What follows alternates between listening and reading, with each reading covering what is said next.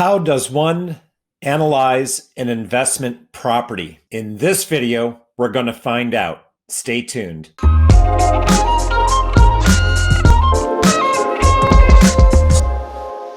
So when one is looking at an investment property to purchase, the way in which the analysis is completed is not quite the same as when looking at a property that you're looking to buy to own or occupy. Clearly, whether you're looking to buy to own or occupy or looking to buy an investment property, it's essential that the buyer's agent that you're working with complete a valuation analysis of the subject property. And that's completed by reviewing comparable sales of like-kind properties in close proximity to the subject property that have sold in recent time. So the first step is always the same.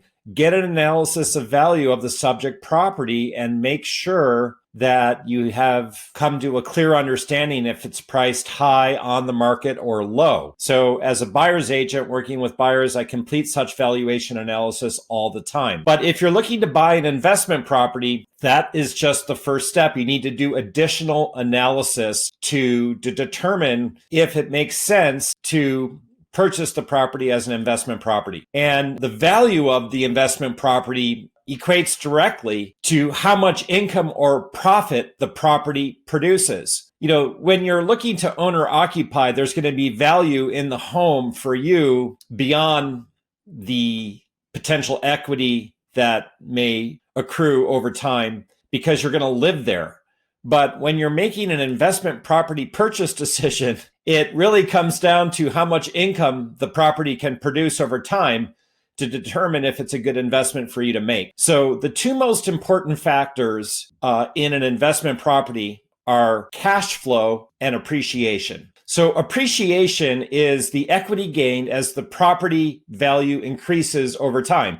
One hopes that that's what is happening over time, that there is appreciation. But no one has a crystal ball to know what the future holds and what the value of the property in the market will be over time. So if you're making an investment property purchase decision, although you can look at the prospect of appreciation, you should not be banking on it. You should be really focused here on cash flow to make an informed decision on your investment property purchase. So cash flow is income minus expenses. So it's a very simple formula, but it's one that people often don't take the time to carefully understand.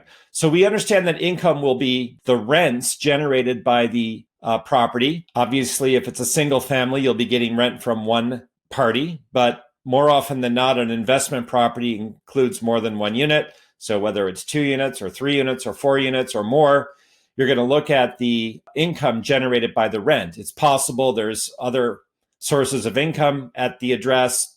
For example, there could be common laundry machines, and you could be generating some small additional income at the investment property from an additional source. So you look at the income, and then you also then have to look at all the expenses. So expenses are going to include maintenance of the property over time, and you need to, be thoughtful about repairs, capital expenditures.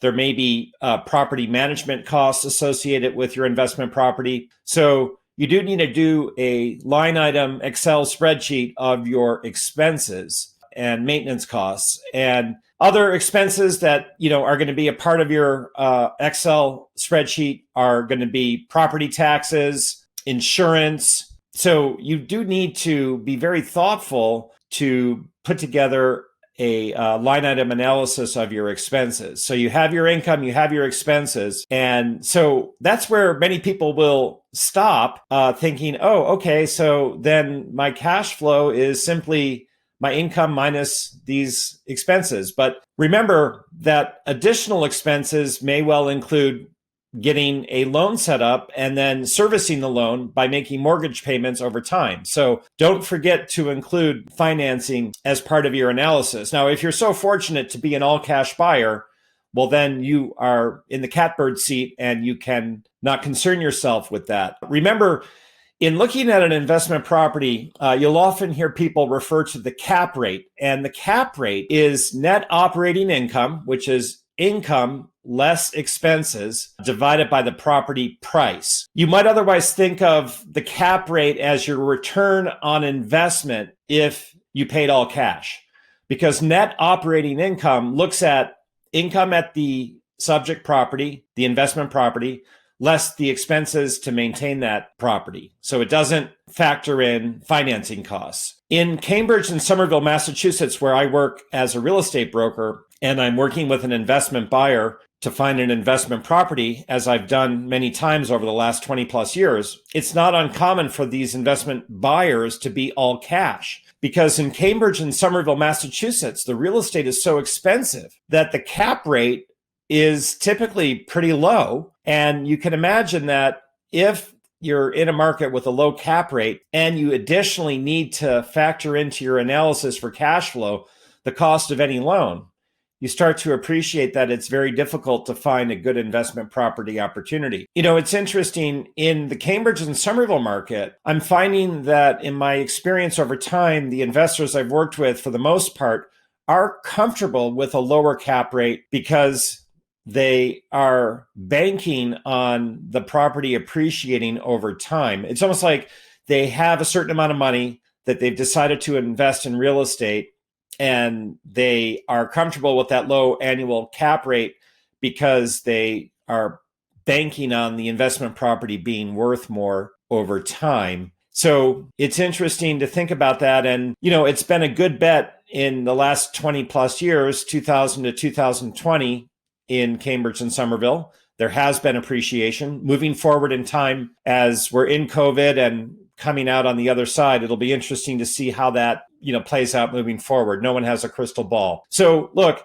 to summarize, a investment property is all about what the property is going to make you in terms of income or profit. And what's all important is cash flow. And cash flow is income minus expenses. And I got to tell you, it's just so important to do a careful analysis. I'm going to include a link in the description below to a blog post with a very detailed and complete explanation of the expenses that you need to be thinking about, and also some general thoughts on income. You know, you may have to factor in a vacancy rate, and to realize that it may not be the case that you're always getting income from every unit in the investment property because you're between tenants or looking to find one. And, you know, when you're thinking about expenses, if you're not going to manage the investment property yourself, you know, you have to include a line item for property management.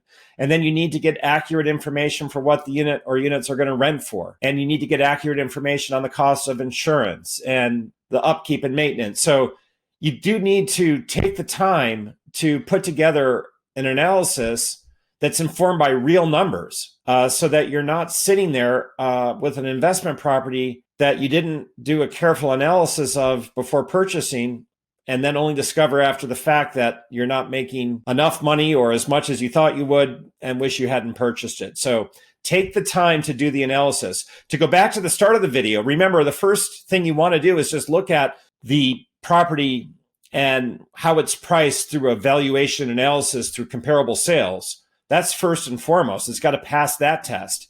If it does, then you move on to the more careful analysis of it as an investment property, pondering and focusing on cash flow, but looking at and thinking too about the prospect for appreciation over time. My name is Charles Cherney. I'm a top real estate agent serving buyers and sellers in Cambridge and Somerville, Massachusetts. So reach out by text, telephone, or email if you have questions about investment properties and are looking to make an investment property purchase, or if I can otherwise be of assistance to you as you begin to understand the market here in Cambridge and Somerville. Take care.